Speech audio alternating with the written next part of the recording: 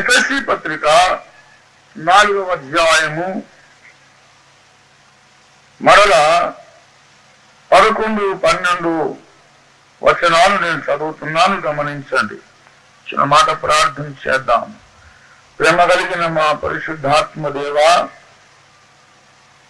తండ్రి కుమార పరిశుద్ధాత్మల త్రియేక దేవునిలో నీ ఒక భాగమై ఉండి ఈ సంఘ యుగములో మా మధ్యలో ఉన్న ఇమ్మానుయేలువై ఉండి వేరొక ఆదరణకర్తవై ఉండి సత్య స్వరూపువై ఉండి మమ్మల్ని సర్వసత్యములోకి నడిపించే గొప్ప బాధ్యతను స్వీకరించిన సర్వశక్తిమంతుడా, ఈ మధ్యాహ్న వేళ సభలో నీ దివ్య లేఖన వచనములను, నీ వాక్కును, నీ వాక్యమును మీరు మాకు పంచిపెట్టి, నీ వాక్యమును విరిచి మాకు పంచిపెట్టి మా మననేత్రములు తెరిచి నీ వాక్య సత్యమును, నీ సత్యవాక్య సారాంశమును మాకు ప్రత్యక్షపరచి మా యందు నీ కార్యమును సంపూర్ణంగా జరిగించుకోమని ప్రార్థిస్తున్నాం. నిదిన సేవకుడు తనకేదో తెలుసని నిలబడలేదు ప్రభువా. సర్వజ్ఞుడమైన నీవు బోధింపడానికి ఏకైక సమర్థుడమైన నీవు పిలిచావు కనుక నీ పిలుపుకు లోబడి తెగించి నిలబడ్డారు. రాసిన దయతో మరుగుపరచి నాతో మాతో సంభాషించండి. యేసయ్య ప్రియ నామమున వేడుకొనుచున్నాము పరమ తండ్రి. ఆమేన్, ఆమేన్, ఆమేన్. అన్నిటికీ కుదురుబాటు కాలములు వచ్చినాయి. దేవుడు ఆది నుండి తన పరిశుద్ధ ప్రవక్తల నోట పలికించెను. అంతవరకు యేసు పరలోకవాసిగానే ఉండుట ఆవశ్యకము. అన్నిటికీ కుదురుబాటు కాలములు అనగా అర్థం ఏమిటంటే ఈ లోకములో అన్నీ వంకర టింకరగానే ఉన్నవన్నమాట. ఈ వంకర టింకర అమ్మాయిని పెళ్లి చేసుకోవడానికి ఏ పెళ్లి కొడుకు ఇష్టపడరు. యేసుక్రీస్తు ప్రభు వారు తిరిగి రాకమునిపే సంఘము లోపరహితమైన కన్యకగా వివాహ యోగ్యురాలుగా, వివాహమునకు అర్హురాలుగా, ఎటువంటి అంగవైకల్యము గాని ఏ విషయమందు గాని లోపము లేనటువంటి సంఘము తయారు కావలసి ఉన్నది. మనమేమో యేసు రాకడ కొరకు ఎదురు చూస్తున్నాం. అక్కడ పైన కూర్చున్నటువంటి యేసునాథుడేమో తన సంఘ కన్యక లోపరహితముగా సిద్ధపడాలని ఆయన ఎదురు చూస్తున్నాడు. ఆయన అక్కడ పైన కూర్చుని ఎదురు చూస్తున్నాడు. నా సంఘము ఇంకా సిద్ధపడలేదు, నా సంఘం ఇంకా కుదురుబాటు కాలములలోనికి రాలేదు. ఆ కుదురుబాటు కాలములు ఎప్పుడు వస్తాయో అప్పుడు నేను వేగమే బయలుదేరి సంఘ కన్యకను కలుసుకుంటాను అని ఆయన ఎదురు చూస్తున్నాడు. పెళ్లి కుమార్తె సిద్ధపాటు అనగా ఏమిటంటే ఇలా 3 విధముల సిద్ధపాటు ఉండాలని మొన్న నేను వాక్యాన్ని ఆ మాటతో ముగించాను. మీ జ్ఞాపకం ఉందో లేదో. ఆ 3 విధముల సిద్ధపాటు ఉంటే తప్ప మనము సంపూర్ణ పురుషులము కాలేము. సంపూర్ణ పురుషులము కావాలి పిల్లరా. మనము సంపూర్ణుల మగుట దేవుని చిత్తం. హెబ్రీ పత్రిక 6వ అధ్యాయము 2వ వచనము ఇలాగ రాయబడి ఉంది. క్రీస్తును గూర్చిన మూలోపదేశము మాని సంపూర్ణుల మగుటకు మనము సాగిపోదము. మనము సంపూర్ణుల మగుటకు సాగిపోదము. కొలసీ పత్రిక 1:28 మీరు చూసినట్లయితే ప్రతి మనుషుని కూడా సంపూర్ణునిగా చేసి ఆయన ఎదుట నిలువబెట్టవలెననుట పౌలు యొక్క భారమై ఉన్నది. ముందు సంపూర్ణంగా చేయాలి, ఆ తర్వాత నిలువబెట్టాలి. నిలువబెట్టబడుట అనగా సిద్ధపరచబడిన పెళ్లి కూతురు పెళ్లి కుమారుడు దగ్గరికి తీసుకుని రాబడుట, నిలవబెట్టబడుట అనే మాట మీకు అర్థం కావాలంటే మనం ఏదో తోటలోనికి వెళ్ళాలి. మన ఊహల్లో తలంపుల్లో ఆదాము గాఢ నిద్రపోతున్నాడు. దేవుడు ఆ గాఢ నిద్రలో ఉన్న ఆదాము ప్రక్కన గాయం చేసి ఒక ప్రక్కటెముకను తీశాడు. ఆ ప్రక్కటెముకను తీసి దాన్ని ఒక స్త్రీనిగా నిర్మించి ఆ స్త్రీని ఆదాము వద్దకు తీసుకొని వచ్చాను. ఆదాములో నుండి హవ్వను వెలికి తీసి ఒక వధువుగా నిర్మాణము చేయుట, ఇది క్రీస్తు సంఘ నిర్మాణమునకు సూచన అయ్యున్నది. రోమాపత్రిక 5వ అధ్యాయము 14వ వచనాన్ని మీరు చూస్తే ఆదాము రాబోచున్న వానికి గురుతై ఉండెను అని వ్రాయబడి ఉంది. ఆదాము క్రీస్తుకు ముంగురుతైతే సంఘము హవ్వకు ముంగురుతు కావాలి. అసలు హవ్వ అనే పదములకు అర్థము జీవము గల ప్రతిదానికి ఆమె తల్లి. ఆది కాండము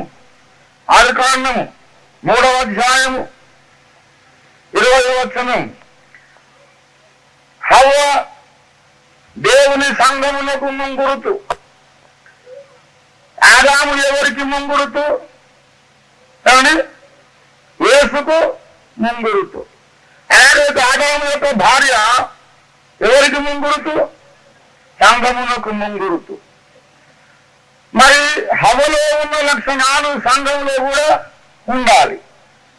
హవ్వ అనగా అర్థం ఏంటి? జీవము గల ప్రతి వానికి తల్లి. హవ్వ అనగా తల్లి అని అర్థం. హవ్వ అనగా తల్లి అని అర్థం. ఎవరికి తల్లి అంటే అందరికీ తల్లి, మొత్తం మానవ జాతికే తల్లి. అమెరికా వాళ్ళకు ఆమె తల్లి, చైనా వాళ్ళకు ఆమె తల్లి, అన్ని జాతుల వాళ్ళకు ఆమె తల్లి, భారతీయులకు కూడా ఆమె తల్లి. హవ్వ అనగా భాషాంతరమున అసలు ఒరిజినల్ గా ఆదాము మాట్లాడిన భాషలో హవ్వ అంటే తల్లి, మాతాజీ, జనని అని అర్థం. అలాగైతే సంఘములో కూడా లక్షణం ఉండాలి కదా. మరి తల్లి లక్షణాలు ఆ సంఘంలో కూడా ఉండాలి. మొదటి ఆదాము యొక్క భార్య తల్లి, కడపటి ఆదాము యొక్క భార్య కూడా తల్లి. అవునా? తల్లి అవుతుందా? మరి లేఖనాలు గమనిద్దాం, పరిశోధన చేసి చూద్దాం. 87వ కీర్తన 3వ వచనం చదవండి దయచేసి. 87:3. దేవుని పట్టణమా, మనుషులను గురించి మిక్కిలి గొప్ప సంగతులు చెప్పుకొందురు. కొంచెం ఆగండి. దేవుని పట్టణము అనగా అర్థం ఏంటో తెలుసా? దేవుని పట్టణం అనేది క్రీస్తు సంఘమునకు ఉన్నటువంటి నామాంతరం. ప్రకటన 21:9 నుండి క్రిందికున్న ఆ వచన భాగంలో ఈ వైనము వ్రాయబడి ఉంది. బాగా వినండి. యోహాను అనే భక్తుణ్ణి ఈ దేవదూత వచ్చి అన్నాడు, ఇలా రమ్ము, నేను నీకు గొర్రెపిల్ల యొక్క భార్యను కనబరచదను, ఇలా రమ్ము అన్నాడు. యోహాను కూడా ఉబలాట పడ్డాడు. చూడాలి, యేసయ్య ఎవరి కొరకు ప్రాణం పెట్టాడు, ఆ అమ్మాయి ఎంత చక్కగా ఉందో చూడాలి, ఇలా రమ్మంటే వెళ్ళాడు. వెళ్ళి ఎత్తైన కొండ మీద తీసుకెళ్ళాడు ఆ దేవదూత. తీసుకెళ్ళి అలా చూడు, అదుగో అమ్మాయి, యేసు ప్రభువు యొక్క భార్య చూడు, గొర్రెపిల్ల యొక్క భార్య చూడు అన్నాడు. అలా చూస్తే అక్కడ అమ్మాయి లేదు. అక్కడ ఒక దగదగలాడుచున్న నగరం ఉన్నది. నన్ను ఎత్తైన పర్వతం మీదకి తీసుకుని వెళ్ళి ఏమన్నాడు?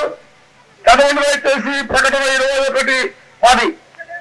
ఆద్యగది యెరూషలేము అను పరిశుద్ధ పట్టణము దేవుని మహిమ గలదై పరలోకమందున్న దేవుని వద్ద నుండి దిగి వచ్చును నాకు చూపారు. దేవుని స్తోత్రం కలుగునుగాక. హల్లెలూయా, హల్లెలూయా. ఎవరిని చూపిస్తారంటాడు? ముందైతే ఏం ప్రామిస్ చేశాడు? గొర్రెపిల్ల యొక్క భార్యను చూపెదను అన్నాడు. కానీ 10వ వచనంలో ఎవరు చూపాడు? నూతన యెరూషలేమును పరిశుద్ధ పట్టణం. క్రీస్తు యొక్క పెళ్లి కుమార్తె ఒక వ్యక్తి కాదు, కోట్లాది వ్యక్తుల సమూహమై ఉన్నది. దేవునికి స్తోత్రం కలుగునుగా. హల్లెలూయా, హల్లెలూయా. మన శరీరములో కోట్లాది కణములు ఉన్నట్లు క్రీస్తు సంఘం అనే శరీరములు ఒక్కో విశ్వాసం ఒక్కో కణమునుకో ఈ కోట్లాది కణములతో శరీరము నిర్మాణమైనట్లు కోట్లాది విశ్వాసులతో క్రీస్తు యొక్క వధువు నిర్మాణం అవుతున్నది. దేవుని స్తోత్రం కలుగునుగాక. హల్లెలూయా.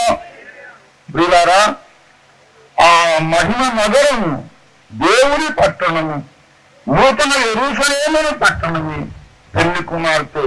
ఆయన గురించి 87వ కీర్తనలో 3వ వచనంలో చెబుతున్నారు. 87:3 చూడండి దయచేసి. మనుషులు దేవుని పట్టణమును గురించి ఏం చెప్పుకుందరు? మిక్కిలి గొప్ప సంగతు. Please don't forget old songs. కొత్తవి అయితే బాగానే ఉన్నాయి. నేను చెప్పా కదా, నా పాటల్లో కూడా కొన్ని మంచివి ఉన్నాయి, కొన్ని నాకంతగా నచ్చని ఉన్నాయి. ఇప్పుడు ఎన్ని రాసినా వాటిని మర్చిపోవడం మాత్రం క్షమించరాని నేరం. ఆంధ్ర క్రైస్తవ కీర్తనల పుస్తకము, ఉజ్జీవ కీర్తనల పుస్తకం ఐపీసీ వారి, తర్వాత హెబ్రోను సోదరులు ప్రచురించిన సియోను గీతాలు, ఈ 3 పుస్తకాలు మీకు ఉంటే మీ ఇంట్లో 100 బంగారు గనులు వజ్రాల గనులు ఉన్నట్లు లెక్క. ఆ పాటలలో లేని మ్యాటర్ లేదు. నేను కాదు, నా ముత్తాత లాంటి ప్రసంగికులు 1 కోటి మంది వచ్చినా వాళ్ళు ఏ ప్రసంగం చేసినా ఆ ప్రసంగం ముందే అక్కడ ఉంది. ఏ పాటలు మర్చిపోకండి అని కాలు పట్టుకుంటున్నాను ఒక్కొక్కరిని. ఈ రోజుల్లో మనకు సీరియస్నెస్ లేదు స్పిరిచువల్ ఇష్యూస్ లో. మనకేదో అంతా ఈజీ గోయింగ్ అనమాట. సియోను పురమా సర్వోన్నతుని శృంగారపురమ, సియోను పురమా శాశ్వతముగా దైవాము సంకల్పమంది, శాశ్వతముగా దైవాము సంకల్పమంది, అరుణాలంకార సియోను విభవం వివరింపలేను.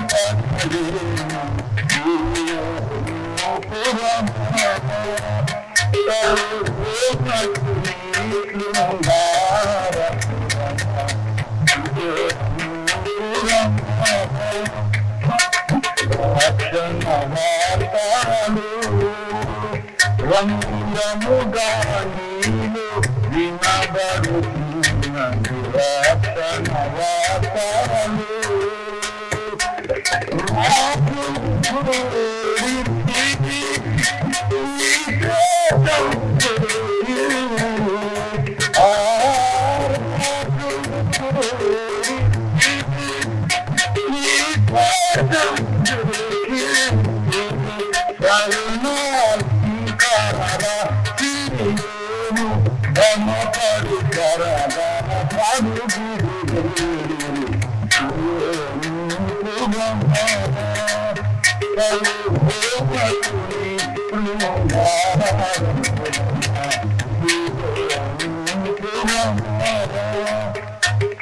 ఆ పాట మీరు నేర్పాల్సిందే.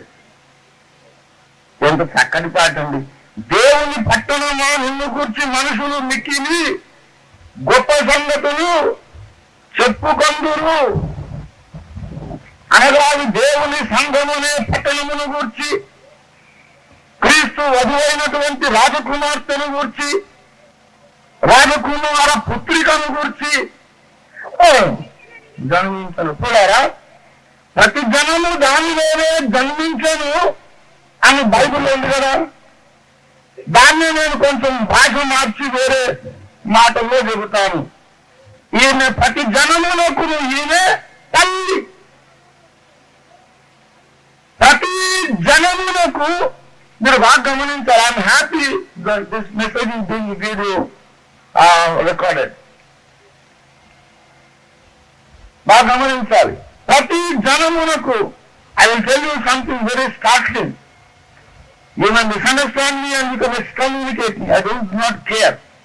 దేవుడు నాకు చెప్తున్నా. ఈమె జనములకు తల్లి. అంటే జనములన్నిటికీ తల్లే, కొన్నిటికే తల్లే? అన్నిటికీ తల్లే. మనం ఏమని పిలవచ్చు? జగజ్జనని అని పిలవచ్చు, జగన్మాత అని పిలవచ్చు. హిందూ సాంప్రదాయంలో ఒక జగన్మాత ఉంది, మీకు తెలుసా? ఆయన ఎవరో తెలుసా? పార్వతీదేవి. పార్వతి అనే పేరు ఎందుకు వచ్చింది తెలుసా మీకు? పర్వతరాజ తనయ. హిమవంతుడనే పర్వతరాజు కూతురు కనుక పార్వతి. నేను నా చిన్నతనంలో 6 సంవత్సరాలప్పుడు రామాయణం చదివాను. నాకు 12 వచ్చేసరికి 12 ఇయర్స్ ఉండేసరికి భారతం అయిపోయింది, భగవద్గీత అయిపోయింది. నాకు హిందూ ధర్మశాస్త్రాలుగా మహా మక్కువ. నాకు ఖురాన్ కూడా చదివాను. బైబిల్ ఇప్పుడు 114 సార్లు చదువుతున్నాను. ఈ లోకంలో నేను చదవని పుస్తకమే నేను అనుకుంటాను. నేను చదవని డాక్టరీన్, ఐడియాలజీ, ఫిలాసఫీ లేదు. సర్వేపల్లి రాధాకృష్ణ గారి పుస్తకాలు, ఆర్య సమాజం వారి పుస్తకాలు, పండిత గోపదేవ్ గారు, దయానంద సరస్వతి గారు వారి పుస్తకాలు, స్టాలిన్ రాసిన పుస్తకాలు, గణితారిక, చారిత్రక, భౌతికవాదం, హిస్టారికల్ మెటీరియలిజం, డయాలెక్టికల్ మెటీరియలిజం, అన్ని చదవడం ఒకటి అలవాటు. అన్నిటిని గురించి ప్రశ్నించడం ఒక అలవాటు. అన్ని ప్రశ్నించాను. మీరు ఏ ప్రశ్న అడిగండి, అది నాకు ఒకప్పుడు వచ్చిందో ఉంటుంది. నాకెప్పుడు తోచని ప్రశ్న ఇప్పుడు ఎవరైనా అడిగిన అసంభవం. No one can ask me a new question. It's impossible. If you ask any question, the remotest possible question, the rarest question, there is 1000th time I'm thinking about that. అన్ని అడిగి మా మాస్టర్లు, మా టీచర్లు అందరికీ నేను తలకాయ నొప్పి. వాడు ఉన్నాడంటే నాకు తలకాయ నొప్పండి అనేవాడు. చిన్నప్పుడు నేను హిందూ శాస్త్రాలు చదివి తెలియని కదా, తెలియని పరిస్థితిలో నేను నవ్వాను. ఏంటంటే కొండకి ఎట్లా మనిషి గుర్తునండి. పార్వతీదేవి ఎవరు? హిమవంతుడు. ఆయన పర్వతరాజు. పర్వతం యొక్క కుమార్తె కనుక పార్వతి అన్నారు. అది విత్పత్తి. పర్వతం యొక్క కూతురు పార్వతి. కొండకు ఎలా పోతుంది? కొండకు ఇంకొచ్చిన రాయి పుట్టాలి. రాయిని పెళ్లి చేసుకుంటారు ఎవరైనా? ఏంటిది అని నేను చిన్నప్పుడు నవ్వాను. కాన్షియాలో నవ్వాను పిల్లారా. అయితే పరిశుద్ధాత్మ దేవుడు నా చెరువు పిండేవాడు ఇట్లా ఇలాగే, నువ్వు ఏ మతమును దూషించకూడదు, నువ్వు నేర్చుకోవలసిన అందులో ఉన్నాయని ఇలా చెరువు పిండేవాడు. ఒకసారి ఇచ్చవు. ఏ మతమును దూషించకూడదు. హిందూ మతాన్ని అసలే దూషించదు. నువ్వు నేర్చుకోవాల్సిన భూగోళం ఉన్నాయి అందులో అని దేవుడు గద్దిస్తుండేవాడు. కానీ తెలియతనం ఏదో నేను చిన్నతనంలో అన్ని నవ్వుతుండేవాడిని. నేను చాలా పెద్దవాడిని అయ్యాక 50 సార్లు బైబిల్ చదివాక ఒకసారి ప్రభువు నాతో మాట్లాడుతున్నాడు. యెహోవా, అబ్రహాము మమ్మల్ని ఎరగకపోయినను నీవే మాకు తండ్రివి, నీవే మాకు తండ్రివి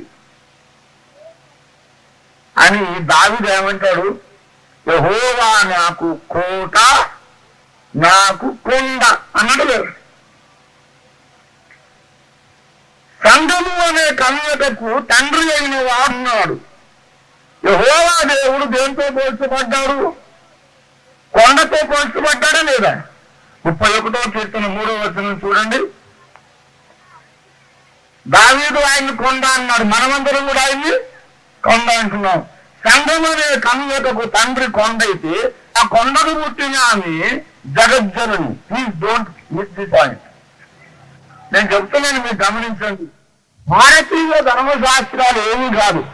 బైబిల్ను తలకిందులుగా కాళ్ళ మీద పెడితే ఇండియా తయారైంది. ఇండియాను మళ్ళా ఇట్లా పెడితే మళ్ళీ బైబిల్ తయారవుతుంది. Bible is the closest book and India is the closest nation to the Bible. Indian philosophy, theology, mythology is the closest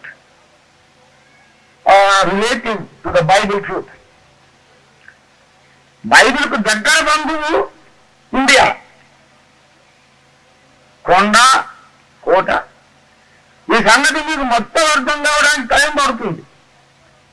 కానీ పోలికలు చెబుతున్నాను. పార్వతీదేవి ఇప్పుడు బాగా వినండి. తన భర్తతో కలిసి ఏమైందంటే ఏక శరీరం, అర్ధనారీశ్వర తత్వం ఉన్నది. అర్ధనారీశ్వర తత్వం ఉంది. వాళ్ళిద్దరు కలిసి ఒక శరీరం ఉన్నారు అంటారు. మిమ్మల్ని కంగారు పెట్టకుండా ఒక మాట చెబుతా వినండి. హిందూ మిథాలజీలో చెప్పింది కూడా హిస్టరీ కాదు. Nothing is history. అవి ఆధ్యాత్మిక ప్రపంచంలో ముందు జరగబోతున్న వాటిని ఇదివరకే జరిగిపోయి అని రాశారు. ఒక కొండకు పుట్టిన ఆమె రుద్రుని నాగ శరీరుని పెళ్లి చేసుకుందన్నది. రుద్రుడి పేరు నాగ శరీరుడు. కొండకు పుట్టిన నాగ శరీరుని పెళ్లి చేసుకుంటే ఆమె ఏమన్నారంటే జగజ్జనని అన్నారు. బైబిల్లో ఉన్నటువంటిది నేను చెప్పడం ఏంటంటే, బైబిల్లో ఉన్నదంతా అక్కడ కూడా ఉంటే మరి ఆ మతంలో ఉండొచ్చు కదంటే అలా కుదరదు. ఎందుకంటే రక్తము చిందింపకుండా పాప క్షమాపణ కలుగదు. ఈ యేసుక్రీస్తుకు భార్యగా జగజ్జనని పదవిలోనికి నేను వెళ్ళడానికి ద్వారము యేసు రక్తమే. That is the gospel. ఇప్పుడు 87వ కీర్తనలో 3వ వచనంలో ఏముంది? జనములకు తల్లి అయిన ఒక ఆయన ఉంది. ఆ జనములకు తల్లి లోపలికి ఎట్లా పోతాం? నేను యేసు రక్తంలో కడగబడితే అందులోకి పోతాను. అర్థమైందా? యేసు రక్తంలో కడగబడి నూతనముగా జన్మించి యేసు ప్రభుని హృదయంలో చేర్చుకొని దేవునితో సమాధాన పడితే ఎందులోకి పోతాను? దేవుని పటంలోకి. అప్పుడు మనందరినీ కలిపి దేవుడు ఏమంటాడంటే ఈయన జీవము గల ప్రతి జనమునకును. That is the way of entering into that elevated position. జగజ్జనం అంటే ఎవరు కాదు, సంఘమే. కానీ సంఘం అది నాది. పార్వతీదేవి సంగతి బైబిల్లో ఉన్నదాన్ని చెప్పుకొని ఊరుకుంటే కుదరదు. అలా చెప్పుకొని యేసు రక్తాన్ని ఆశ్రయించలేదు అనుకోండి, ఎక్కడికి పోతాడు? అయ్యారు జగజ్జనం లోపలికి పోరు, పాతాళానికి పోతాడు. So let it be Christ centred liberal theology. నేను చెప్తున్న విషయాలు ప్రపంచానికే సెటిలైట్ చేసి అనుకుని చెప్తున్నాను. I am a liberal theologian, but my liberal theology is Christ centered. క్రీస్తు కేంద్రక సిద్ధాంతము. మనం ఏం చెప్తున్నా దాని కేంద్రం ఎవరై ఉండాలి? శిలువ వేయబడిన నగదేవుడైన క్రీస్తు. ఆయన ఎత్తించినంతసేపు నన్ను అబద్ధ ప్రవర్తన ఎవరు గురవద్దు. అలా అన్నారంటే అసలు అబద్ధం అంటే వాడికి తెలియదు, ప్రవర్తన అంటే తెలియదు, ఏం తెలియదు అనమాట. నేనేం చెప్తా, 2000 ఏళ్ల కిందట సిలువలో వేలాడి చనిపోయి తిరిగి లేచిన యేసు ఒక్కడే ఈ లోకానికి రక్షకుడని చెబుతున్నంతసేపు నన్ను అబద్ధ ప్రవర్తన గురవదు. మీకు తెలియకోకుండా నేను చెప్పాను. ఆదాము తన భార్య కలిసి ఈ భూమిని జనాంగములతో నింపినట్లు కడపటి ఆదాము ఆయన భార్య కలిసి కొన్ని జనములను కంటారు. ఆ జనాలే కొత్త భూమి కొత్త ఆకాశంలో ఉంటారన్నమాట. చూడండి, కొత్త భూమి కొత్త ఆకాశంలో మరి జనాలు ఎక్కడి నుంచి వస్తారు? ప్రకటన గ్రంథము 21వ అధ్యాయం చూడండి దయచేసి. 24 జనములు తమ మహిమను ఎక్కడికి తెచ్చెదరు? దానిలోనికి. ఉన్నది చెప్పండి చాలు. ఎక్కడికి తెచ్చేవారు? దానిలోనికి, అంటే దేనిలోనికి అనుభవం దేని చూపిస్తున్నాడు. అంతకుముందు ఏం చూపించాడండి? 12 గుమ్మములు 12 పునాదులు గల పట్టణాలు చెప్తాడు కదా. ఆ 12 పునాదులు 12 గుమ్మాల పట్టణం లోపలికి మహిమను ఎవరు తెచ్చారు? భూరాజు. ఆ భూరాజులు జనములు తమ మహిమను దానిలోనికి, అంటే వాళ్ళు ఏ కాలం అందులో ఉన్నవాళ్ళు కాదు. అప్పుడప్పుడు మనం వెళ్ళి గవర్నమెంట్ ఆఫీస్కి వెళ్ళి పన్నుగొట్టి వచ్చినట్టు వీళ్ళు అప్పుడప్పుడు అందులోకి వస్తున్నారు సిటీలోకి. ఈ భూమి మీద నుండి ఆదాము కుటుంబం నుండి యేసు రక్తము ద్వారా కడుగబడిన వాళ్ళందరూ కూడా ఎందులో ఉన్నారు? పరలోక పట్టణంలో ఉన్నారు. యెరూషలేము అనే పట్టణంలో ఉన్నారు. ఆ పట్టణంలో భక్తులందరూ ఉంటే అప్పుడప్పుడు దాంట్లోకి వచ్చిపోయే భూరాజులు ఎవరు? జనములు ఎవరు? ఇంకో మాట, ఆ కొత్త భూమి కొత్త ఆకాశంలో, ఆ కొత్త భూమి కొత్త ఆకాశంలో జనములను స్వస్థపరచుటకు జీవ వృక్షము యొక్క ఆకులు వినియోగింపబడు. అంటే జనాలకు ఏం రావాలి? అప్పుడప్పుడు జబ్బు రావాలి కదా. మరి యేసు ప్రభు నుండి విశ్వాసం ఉంచిన మనకు మహిమ శరీరాలు వచ్చాక మహిమ శరీరములు కలిగిన భక్తులకు జబ్బులు వస్తాయా? మరి జబ్బులు రాకపోతే స్వస్థత ఎందుకు? బైబిల్ ఎంతో వచనం కొట్టేసుకున్నామా? కాదు కొట్టేయడానికి వీలు లేదు. స్వస్థత అవసరమైన జనాంగాలు ఉంటారు. వాళ్ళు ఎవరంటే విమోచింపబడిన క్రీస్తు సంఘం కాదు. వాళ్ళు ఎవరంటే కొత్తగా పుట్టే జనాలు. వాళ్ళందరినీ కన్నా తల్లి ఎవరంటే ఈ వధువు సంఘం. దేవుడి స్తోత్రం కలుగును గాక. ఆమెను కూర్చో అక్కడ చెప్పారు ఏంటంటే ఈమె జనములకు తల్లి. రక్షణ వార్తలు రమ్యముగా వినపడుతున్నవి. రక్షణ వార్తలు జనులెల్లా నీలో జనుతే నందురు. ఆ జనులెల్లా నీలో జనుతే నందురు. వర్ణాలంకారాశీరు జనముల తల్లి అని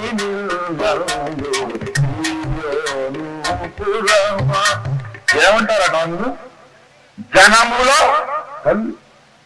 ఎప్పుడో రాశాడు భక్తులు. 40 ఏళ్ళు రాసినప్పుడు నేను పుట్టలేదు. చూడారా, పాటలు తక్కువ అంచనా వేయదు. నేను మళ్ళీ చెప్తున్నా, నేను కాదు, నా పాట లాంటి ప్రసంగికుడు ఎవరైనా వచ్చి 1 కోటి ప్రసంగాలు చేసిన పాటలు ఎక్కడో ఆ పాయింట్ ఉంది. వాటిని పరిశోధన చేయాలి. మనం ఏమనుకుంటున్నామంటే ఆ పాటలకి ఏం తెలుసురా, బుద్ధి లేదు. పంచ కట్టుకున్న వాళ్ళు ఏమో పాటలు రాస్తారండి. మనమని కట్ చేసుకుంటున్నారు. మనం ఎంత పండితులు ఆయన. వాళ్ళే అసలు పండితులు. అర్థమైందా? మనం కాదు. వాళ్ళు బ్రతుకంతా బైబిల్కి అంకితం చేసి ఉపవాసం ఉండి కన్నీళ్ల ప్రార్థనల్లో రోధించి విరిగి నలిగిపోయి దేవుని కొరకు నెత్తురు చెమట ఓడ్చి ఆ కొలిమిలో పునీతులై పరిశుద్ధాత్మ అభిషిక్తులై రాశారు. దేవుని మైండ్ వచ్చి పడ్డది ఆ పాటల్లో. దేవుని స్తోత్రం కలిగిన కాదు. అందుకే అవి చిరస్థాయిలో సూర్య చంద్రులు ఉన్నంత కాలం ఉంటాయి. బైబిల్ ప్రక్కన కలిపి బైండ్ చేసుకున్నంత సత్తా ఉంది ఆ పాటలు. కనుక మర్చిపోవద్దు. సంఘములు ఏమంటారట? జనముల. అందుకే నాకు ఏ మతం ఎవరేది మాట్లాడినా నాకు ఏది ప్రాబ్లం లేదు. నాకు ఆ విషయం నాకేం బాధాకరంగా ఉండదు. ఎవరైనా ఉండి జగజ్జనని జగన్మాత లోకమాత అని అంటున్నారు అనుకోండి, నేను ఏమనుకుంటానంటే యేసుక్రీస్తు రక్తములో కడగబడిన నాకు అది రేపు కొత్త భూమి కొత్త ఆకాశంలో దక్కబోతున్న పదవి అని అనుకుంటానంటే. There's no dispute. All these religions are different wings of the same truth. Mind బాగా విశాలం కావాలండి. అంతఃకరణము విశాలం కావాలి. ఊరికే బాల్లో కప్పలా కూర్చుని ఇదే లోకం అనుకోవద్దు. దేవుని బిడ్డలారా, మనం పెరగాలి. సరే, అది అలా వదిలేద్దాం. క్రైస్ట్ సెంటర్ లిబరల్ థియాలజీ అని నేను ఒక బుక్ రాయబోతున్నా, ప్రార్థన చేయండి. అది చాలా హిమాలయన్ పీక్. అది నేను చెప్పేది ఒకటే మాట ఏమిటంటే, ఆదాము హవ్వను పెళ్లి చేసుకుని భూమిని జనములతో నింపాడు. కడపటి ఆదాము తన భార్యని పెళ్లి చేసుకుని మళ్ళీ ఈ కొత్త భూమిని జనములతో నింపుతాడు. అంటే జనముల కళ్ళుగా ఉండుట కొరకే యేసు నిన్ను నన్ను పరిణయం చేసుకోబోతున్నాడు. దేవుని స్తోత్రం కలుగును గాక. మనకు ఏ పదవి ఇద్దాం అనుకున్నాడు? ఏమండి, ఏ పదవి? జగజ్జనని పదవి. బైబిల్లో ఉన్నమాట కదా, జనముల తల్లి అని ఆమెను అందరు కదా. దాన్ని ఇంకో విధంగా చెప్పాలి. మీరు ప్రముఖుడి మాటలు చెప్తాను. ఉత్తమ భక్తుడికి బ్రహ్మ పదవి అన్నారు హిందూ శాస్త్రాల్లో. ఈ తాములో ఉత్తమ భక్తుడు ఎవరో వాడు రాబోయే యుగములో బ్రహ్మ అవుతారట. పరిశోధన చేస్తే మనకు సత్యం దొరుకుతుంది. అంతేగాని అసలు మరీ సంకుచితమైన డినామినేషన్, నా డినామినేషనే పరలోకానికి వెళ్ళొద్దు అంటారు. నా మతమే, నా గ్రంథమే, నేనే. అసలు అటువంటి ఎదురో సరిగా మనం లోకంలో దేవుడు ఎక్కడెక్కడ ఏం చేశారో చూడాలి. ఏమండి, మా ఇంటికి మీరు వస్తే వేదాలు ఉంటాయి, పురాణం ఉంటుంది, భగవద్గీత ఉంటుంది, అన్నీ ఉంటాయి, బైబుల్ ఉంటుంది, బైబుల్ బుక్స్ ఉన్నాయి. దేవుని బిడ్డలారా, ఎవరేమైనా అనుకోండి, I'm liberated man to follow the truth. సత్యం ఎక్కడున్నా నాకు కావాలంటే. కానీ ఏ సత్యం చెప్పిన ఆఖరికి మరియ కుమారుడని యేసునే హెచ్చించాలి. దేవుని స్తోత్రం కలుగును గాక. అది మన గురి, మన కేంద్రం. అంతే. సిలువ వేయబడిన క్రీస్తును మనము ప్రకటించుతున్నాం. మరి అవన్నీ ఎందుకయ్యా అంటే ట్రూత్ను ఇంకా బాగా అర్థం చేసుకోవడానికి మనకు అవన్నీ సహాయం చేస్తాయి. సంఘానికి ఉన్నతమైన పదవి ఆయన ఇస్తాడు. ఇప్పుడు మీరు బాగా గమనించాలి. ఆ ఉన్నత పదవికి సంఘం రావడానికి సంఘము చాలా ఎదుగవలసి ఉన్నది. శ్రద్ధగా వినండి. సంఘ కన్యకను చాలా పెంచిన తర్వాతనే ఆయన పెళ్లి చేసుకుంటారు. ఇది మనకు అర్థం కావడానికి హవ్వను ఆయన పక్కటంలో నుండి తీశారు.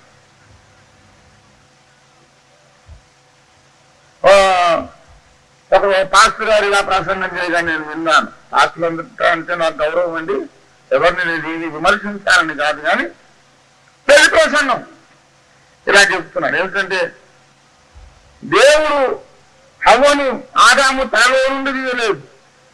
అలా తీసుంటే ఒకవేళ ఆడవాళ్ళు నెత్తి కూర్చునేవాడు. తలలో నుంచి తీస్తే నెత్తి మీద ఎక్కుతారని దేవుడు తలలో నుంచి తీయలేదు. అంటే ఇప్పుడు ఎవరు ఎక్కట్లేదా నెత్తి మీద? ఆడవాళ్ళు మగవాడు చెప్పండి, ఎక్కట్లేదా? మమ్మల్ని అనలేదు. తలలో నుంచి తీస్తే నెత్తినెక్కుతారని తలలో నుంచి తీయలేదు. కాళ్ళలో నుంచి తీస్తే కాలి కింద మగవాడు తొక్కుతాడని కాళ్ళ నుంచి తీయలేదంట. ఎవరిని తొక్కట్లేదమ్మా మగవాళ్ళు? ఆడవాళ్ళు చెప్పండి. అసలు ఎప్పుడు చేసేప్పుడు అదే కదమ్మా. మోర్ మోయ్ నేను తిరస్కరింటే అయిపోయింది మన పది కదా. కళ్ళలో నుంచి తీస్తే నెత్తినెక్కుతారని, కాళ్ళలో నుంచి తీస్తే కాలి కింద తొక్కుతారని అటు కాకుండా సెంటర్లో తీశారు దేవుడు. ఏమండి, అది కాదు నాయన సత్యం. అసలు సత్యం ఏంటంటే రెండు కారణాలు ఉన్నాయి అది చేయడానికి. దేవుడికి ఒక ఎముక కావలసి వచ్చింది. ఆ ప్రక్కటి ఎముకల్లో కింది ఎముక అది తప్ప, ప్రక్కటెముక తప్ప ఒంట్లో ఇంకా ఏ ఎముక తీసినా ఆదాము హ్యాండిక్యాప్డ్ అయిపోతాడు. ఇంకా ఏ ఎముకన్నా చూడండి, ఈ ఎముక ఏది తీసినా శరీరంలో అంగవైకల్యం. ఆ ఎముకను తొలగించినా నార్మల్ గా ఉండగలగడం ఆ ఒక్కటి తీస్తేనే సాధ్యం అవుతుంది. అది మొదటి కారణం. రెండో కారణం ఏంటంటే, పక్కడానికి ఎంత పడుకుంటుందంటే ఎంత ఉంటుంది, జారుడు. పెళ్లి కొడుకేమో 6 అడుగులు ఉన్నాడు. 6 అడుగుల పెళ్లి కొడుకుకు జానుడు పెళ్లి కూతురు. ఎవరితోడు బాగుంటుందా? జానుడు పెళ్లి కూతురు దేవుడు తీసుకొచ్చి ఆదానికి ఇస్తే ఏమిటి నాయన ఇది? నెత్తిని పెట్టుకోనా, జేబులో వేసుకోనా? ఇది ఎందుకు? దీని పెళ్లి ఏమిటి? ఎందుక ఇది నాకు పనికిరాదు. ఆ జానుడు దాన్నే పెళ్లి చేస్తున్నాడు అనుకోండి, వీళ్ళిద్దరు కలిసి మార్కెట్కి పోతే ఆదాం 10 అంగలేసు లోపల ఇంకా ఇంటి వాకిట్లోనే ఉంటుంది. 6 అడుగుల పెళ్లి కొడుకుకు జానుడి పెళ్లి కూతురు ఏమాత్రము తగిన జోడి కాదు. ఈ జానుడు ఎముక మీద దేవుడు తన చేతులు పెట్టి పని చేసి చేసి చేసి దాన్ని పెంచాడండి. ఆ జానుడు ఎముకని పెంచి పెంచి పెంచి ఎటువంటి సహాయం చేశాడు తెలుసా? సాటి అయిన అంటే అర్థం ఏంటి? సమానమైన. సాటి అయిన అంటే సమానమైన దేవుని బిడ్డలారా, 6 అడుగుల పెళ్లి కొడుకుకు సమానమైన సరిజోడైన వధువుగా ఆ ఎముకను దేవుడు పెంచాడు. ఎందుకు తిప్పలు పడ్డాడు? నాకు తెలియక ఒక మాట అడుగుతాను. కలుగును గాక అంటే అసలు బ్రహ్మాండం కలిగింది. కలుగును గాక అంటే మళ్ళీ ఆడకూతురు పుట్టదా? ఎందుకు తిప్పలు పడ్డాడు ఆయన? మనకు అర్థం చేయించడానికి, మన గ్రహింపు కలిగించడానికి. ఈ హవ్వమ్మ కథ మనందరి కథను పోలి ఉన్నది. మనం రక్షింపబడినప్పుడు యేసయ్య ప్రక్కన మన బ్రతికేలాగా ఉందంటే, 6 అడుగుల పెళ్లి కొడుకు ప్రక్కన జానుడి పెళ్లి కూతురు అమ్మలా ఉందాం. మన ఆయన చేసుకోడు. అర్థమైందా? ఆయన చేసుకోడు. మనమేదో పెళ్లి కూతురు సంఘం, పెళ్లి కుమార్తె సంఘం అని డబ్బా కొట్టుకోగానే అయిపోతుంది. ఉన్నది జానుడు ఎత్తు ఎవరు చేసుకుంటాడు? నేను ఆయన అసలే చేసుకోడు. నిజముగా నీవు యోగ్యమైన వధువు కావాలంటే నీ హైట్ పెరగాలి. దేవుడికి స్తోత్రం కలుగును గాక. హల్లెలూయా, హల్లెలూయా. హైట్ పెరిగి పెరిగి పెరిగి ఎంత కావాలంటే ఎఫెసీ పత్రిక 4:11 చెప్పారు. అది మనమందరమును సంపూర్ణ పురుషుల మగు వరకు, అనగా క్రీస్తు యేసునకు కలిగిన సంపూర్ణతకు సమానమైన సంపూర్ణత కలవార మగు వరకు దేవుడు ఈలాగు నియమించను. హల్లెలూయా. ఈ వాక్యము విని విని విని విని ఆఖరికి నీ జానుడు బ్రతుకు 6 అడుగులుగా మారాలి. మారేదాకా నీకంటే ప్రభా తొందరగా అంటే పిచ్చిమోహ నేను వస్తే నీకే కష్టం, నీకే నష్టం. నేను రానిస్తూ అంటాడు. జానుడు ముఖం పెట్టుకొని నువ్వు జానుడు బతుకు, నీకు పెళ్లి కావాలా? ఎదుగు ముందు వాక్యమనే పాలిత్రాలు, బలమైన ఆహారం తిను, బలమైన బోధలు విను. ఎప్పుడు మూలోపదేశమే కాదు, వాక్యం పరిశోధన చేయి, సంపూర్ణతలోనికి ఎదిగి వెళ్ళు. సాటి అయిన సహాయం హవ్వ సమాన సంపూర్ణత కలిగింది 2వ హవ్వ. దేవుడికి స్తోత్రం కలుగునుగా. అక్కడేమో సాటి అయిన అన్నాడు, ఇక్కడేమో సమానమైన సంస్కృతం సాటిని పెరుగు. అదే ఇదే అది. జారినంత ఉన్నప్పుడు హవ్వకు ఆదాము హవ్వ అని పేరు పెట్టలేదు. ఆమె తనకు సరి అయినటువంటి సరిజోడిగా సాటి అయినటువంటి భార్యగా పరిపక్వ దశకు వచ్చాక ఇప్పుడు నీవు జనముల తల్లి అన్నాడు. దేవుని స్తోత్రం కలుగునుగా. అలాగే మనము కూడా క్రీస్తునాథునికి కలిగిన సంపూర్ణతకు సమానమైన సంపూర్ణత కలిగి మనం ఎదిగినది అని అంటాడు.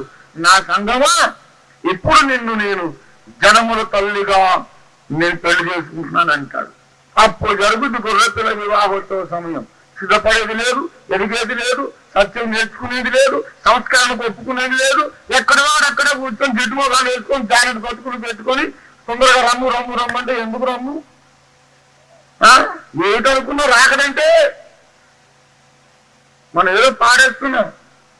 యేసు రాజుగా వచ్చుతున్నాడు, భూలోకమంతా తెలుసుకుంటారు. ముందు నువ్వు తెలుసుకున్నావు నాయన, భూలోక సంగతి దేవుడు నీకు తెలుసా? రాకడంటే ఏంటో, పెళ్లి కుమారుడు దేవుని యొక్క స్వరూపిగా అయిన యేసు తనకు ఎంత సంపూర్ణత ఉన్నదో అంత సంపూర్ణత గల వ్యక్తుల కొరకు రావడమే రాకడ. Is coming for the people who are as perfect as he himself is. తానంత సంపూర్ణుడు, అంత సంపూర్ణుడు ఎవరున్నారు అని వాళ్ళ కొరకు వస్తున్నారు.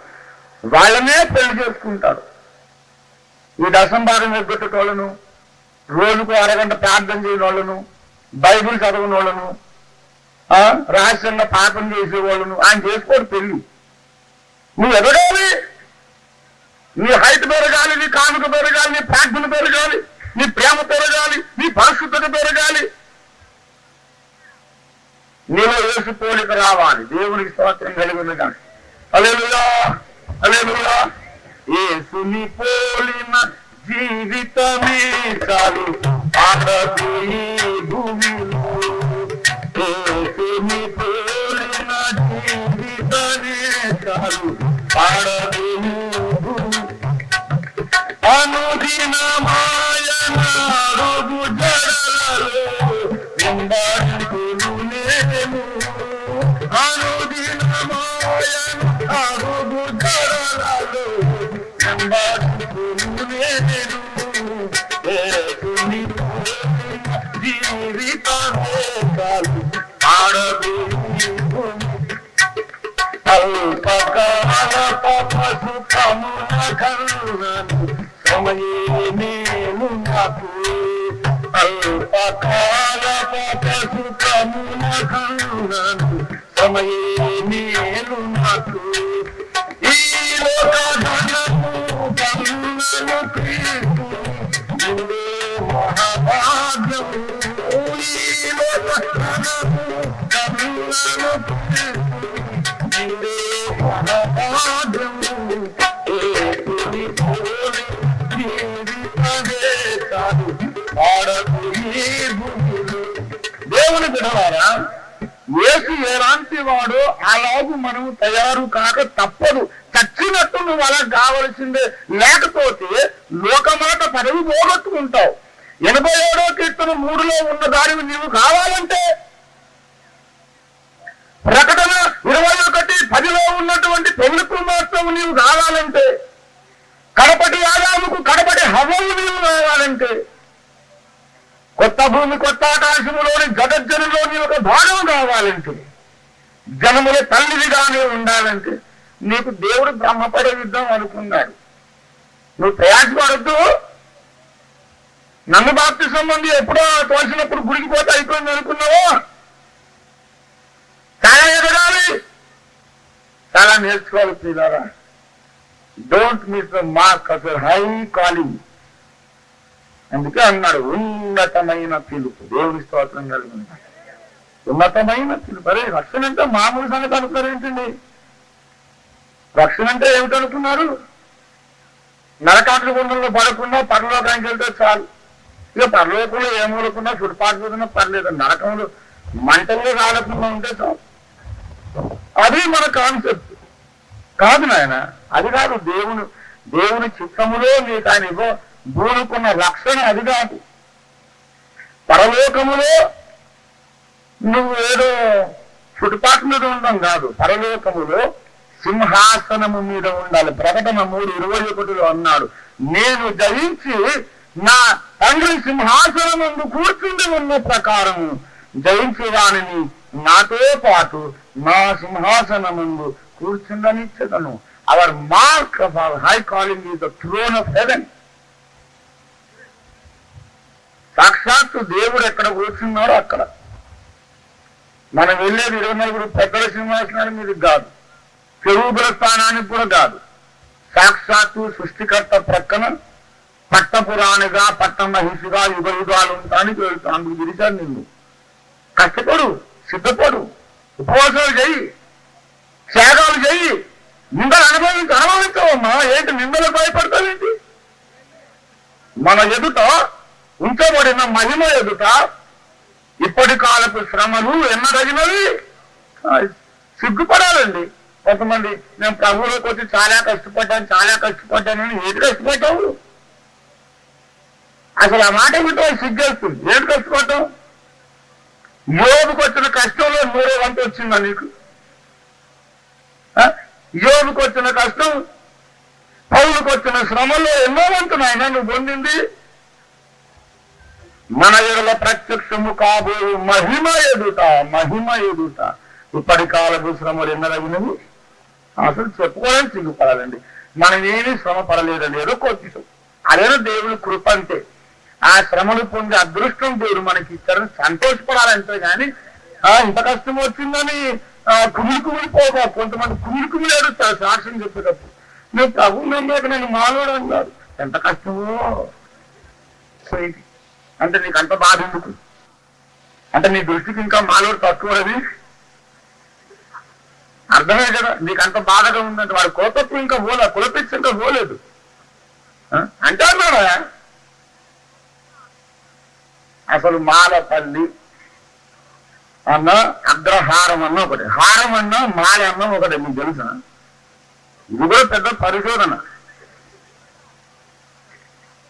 నేను మీకు చెప్తున్నాను, మాలలలో ఉన్న గోత్రాలే బ్రాహ్మణుల్లో ఉన్నాయి. అసలు ఇండియా ఎందుకు ఇట్లా తయారైందో పెద్ద పరిశోధన చేశాను. కులాలు ఎట్లా పుట్టినాయి, ఈ చాతుర్వర్ణ సమాజం ఏంటి, పంచములు ఏంటి, దీనికి రాజకీయ కారణాలు ఏంటి, నేను చెప్పిన మెసేజ్లు ఉన్నాయి, తీసుకోండి. అక్కడ చెప్పండి. కులగందరగోళం అని ఏదో చెప్పాను కదా, చెప్పిన సబ్జెక్ట్ మళ్ళీ చెప్పను, ఎందుకంటే మళ్ళీ రికార్డింగ్ చేస్తుంది. పెట్టుకు ప్రియులారా, ఈ భారతదేశంలో కులాలనేవి రాజకీయ కారణాలతో ఆర్యులు చేసిన కుట్ర ఫలితంగా ఏర్పడ్డటువంటిది. ఈ కులాన్ని మనము నిర్మూలన చేసి ధ్వంసం చేసినప్పుడే భారతదేశం ప్రపంచానికి అగ్రరాజ్యం అవుతుంది. అప్పుడు అమెరికాకు మనం అప్పులిస్తామండి. భారతదేశం ఇట్లా తగలబడిందంటే కుల వ్యవస్థ చేయబట్టి కులాన్ని గండ్రగొడ్డలు పెట్టి నరికి పారేసేయండి అంతే. కులం అనేది ఉన్నంత వరకు ఒక జాతిని మీరు నిర్మించలేరు, ఒక నీతి నిర్మించలేరు అన్నాడు అంబేద్కర్. కులం అనే పునాది మీద you cannot build a nation or a morality అన్నాడు. ఒక జాతిని నిర్మించలేవు, నీతిని నిర్మించలేవు. కులం పునాది మీద జాతినే కట్టలేకపోతే కులం పునాది మీద సంఘాన్ని కడతామా మనం? ఏమండి, కులం పునాది మీద దేవుని సంఘం కడితే దేవుని సంఘం కట్టది, అది కుల సంఘం అవుతుంది. కానీ దేవుడి సంఘం, దేవుని సంఘానికి క్రీస్తు రక్తమే పునాది. దేవునికి స్తోత్రం కలుగును గాక. ఈ క్రీస్తు రక్త ప్రవాహంలో కులాలు మొత్తం కొట్టుకుపోయి మనమందరం ఏక శరీరం అయిపోయాం. దేవుని స్తోత్రం కలుగును గాక. హల్లెలూయా, హల్లెలూయా. కులం అనే మాటే వస్తుంది దయచేసి. అసలు ఆయన రూల్ క్రైస్తవ సంఘంలో అందరూ ఇంటర్ కాస్ట్ మ్యారేజ్ చేసుకోండి అంతే. దేవుని స్తోత్రం కలుగును గాక. బలవంతంలో 50 ఏళ్ల పాటు ఈ కులం ఆ కులం అందరికి బలవంతంగా పెళ్లి చేసి వదిలిపెడితే అప్పుడు పుట్టేవాడు ఏ కులమో చెప్పలేను తప్పు చెయ్యాలి. దేవుని బిడ్డలారా, తిరుగుబాటు చేయండి పనికి మన వ్యవస్థ మీద. నువ్వు అందులో ఒకరి అయిపోవద్దు. క్రీస్తు నందున్న నీవు లోకములో ఒక భాగానివి కాదు. లోకములో నుండి వెలుపలకు, చీకటిలో నుండి ఆశ్చర్యకరమైన వెలుగులోనికి వచ్చిన దేవుని బిడ్డవు నువ్వు. నీ హోదాకు తగినట్టు మాట్లాడు, హోదాకు తగినట్టు ప్రవర్తించు. నువ్వు పరలోకపు రాజకుమారుడిని నీచున్నారని మాట్లాడతావు ఏమిటయ్యా? చిత్ర ప్రసన్నం అంతా విని ఇంతకు నేను అపాయి కదా అనుకుంటూ పోయే మహాత్ములు ఉన్నారు. ఏదో నాయన ఇటేమిటి అట్టేమిటి బుద్ధి లేని మాటలు. నేను ఇన్ని చెబుతుంటా, నిత్యకుమారమాలు చెబుతుంటే చెప్పినప్పుడు ఓజరి గారు ఇంతకు మీరు ఎటు మీరు సైకిల్ గారు ఇచ్చారా అనే పనికి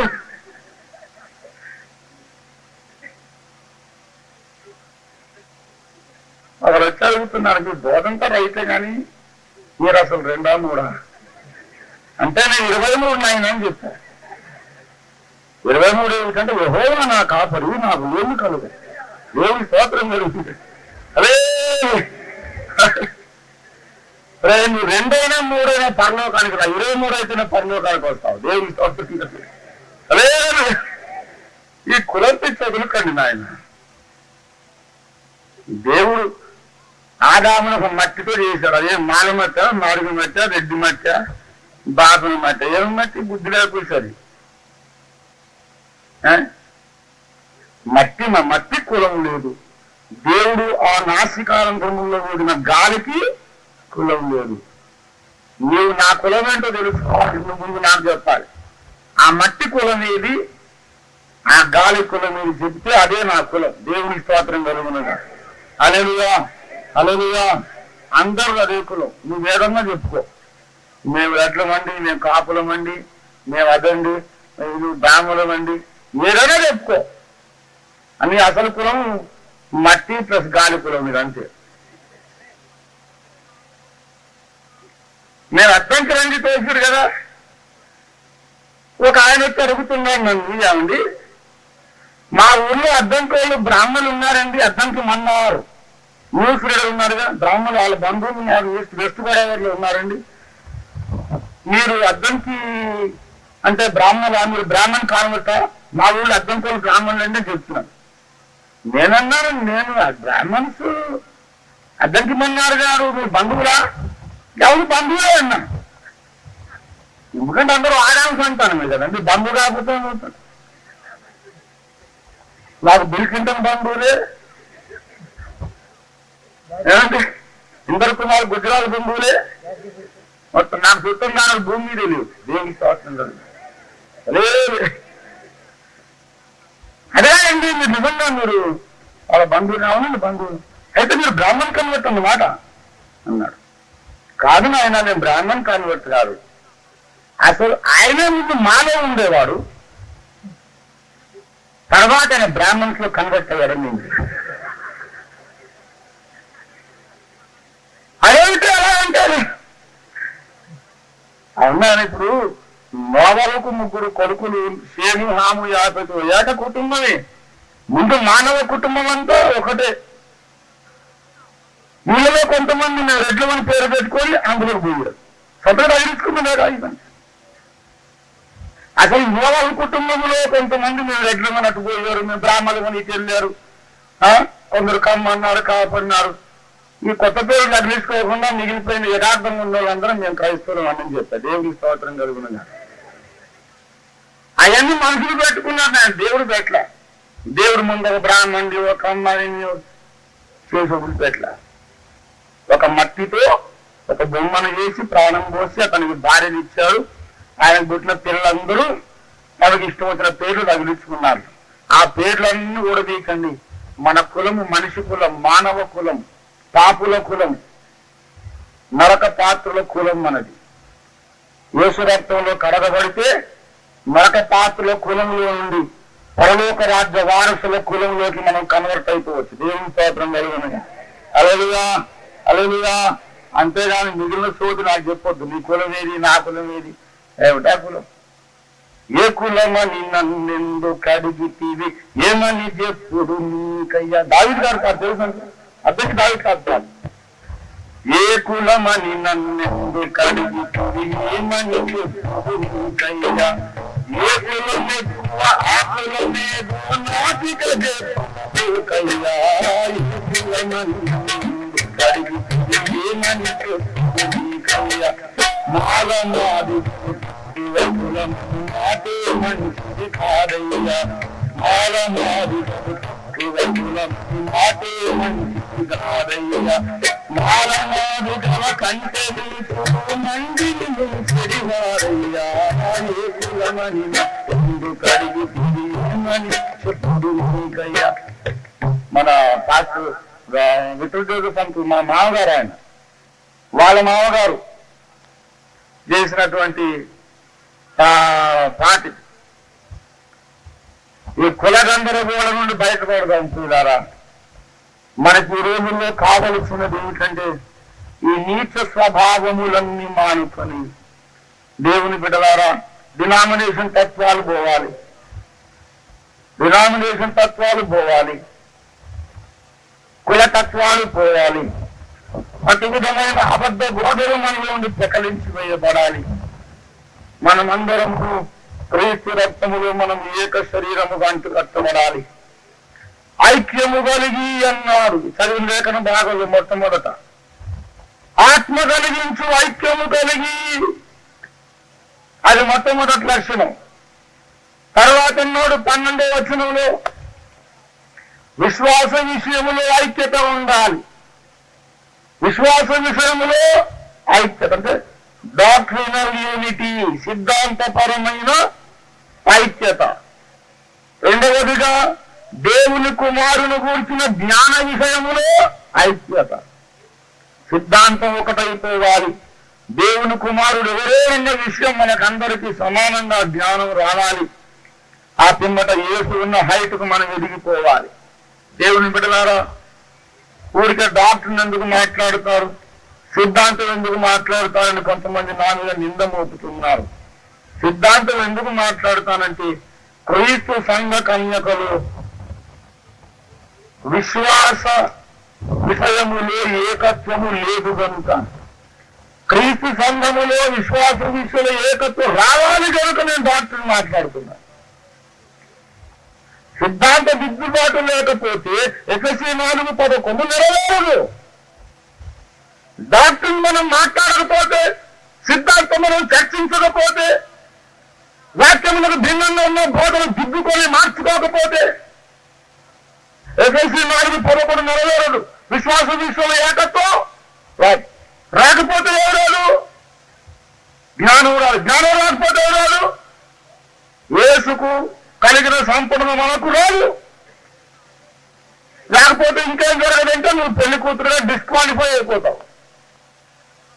అహస్వేరోషి ముందుకు చాలా మంది కన్యకలు వచ్చారు, కానీ ఎస్తేరు నందు అతనికి దయ పుట్టింది. దేవునికి స్తోత్రం కలిగిన హల్లెలూయా. ఆ ఎస్తేరులో మనం ఉండాలని ఇప్పుడు ఈ బోధంతా చేస్తున్నాం. దేవునికి స్తోత్రం కలిగింది గాక. దేవుని బిడలారా, ఈ దేవుని సంకల్పం మన ఇందుకు జరుగునట్లు మనం ప్రార్థన పూర్వకంగా దేవునికి సమర్పించుకున్నాం, ప్రార్థించుకున్నాం. తల్లవని ప్రేమ కలిగిన మా మహాపరిశుద్ధ తండ్రి, అనేక సంగతులు మీ లేఖనములో నుండి మీరు స్వరమెత్తి మాతో మాట్లాడినందుకై మీకు స్తోత్రములు రాజా. గముడా, మీకు మహిమా ఘనత ప్రభావం స్తోత్రం వందనములు చెల్లిస్తున్నాం. ఇక్కడ కూర్చున్న మాలో ప్రతి ఒక్కొక్కరిని, సర్వ ప్రపంచమందంతగా చెదరి ఉన్న నీ భక్తుల్లో ప్రతి ఒక్కొక్కరిని జగజ్జనని అనే పదవిలోనికి మీరు పిలుస్తున్నారు కనుక నీకు వందనాలు. దానికి సరిపోయినంత మెచ్యూరిటీ మాకు ఇంకా లేదు నాయన, ఒప్పుకుంటూ ఉన్నాము, దానికి విచారపడుతున్నాము స్వామి. ఎదగవలసినంతగా మేము ఎదగలేదు. మా ఐడియాలజీ, మా ఫిలాసఫీ, జీవితం పట్ల మా అవగాహన నాయనా, మేము ఇంకా చాలా విషయాల్లో మేము సరైన విధంగా ఉండవలసిన రీతిగా మేము లేమని మేము ఒప్పుకుంటున్నాము తండ్రి. దానితో సహాయం చేయండి. ఇది మొదలుకొని మాలో కొద్ది మంది అయినా ఈ దర్శనాన్ని వారు పొందుకొని సంపూర్ణతలోని చదువున్నట్లు మీరు కృప దయచేయమని యేసుక్రీస్తు ప్రశస్త నామమున వేడుకొనుచున్నాం పరమ తండ్రి.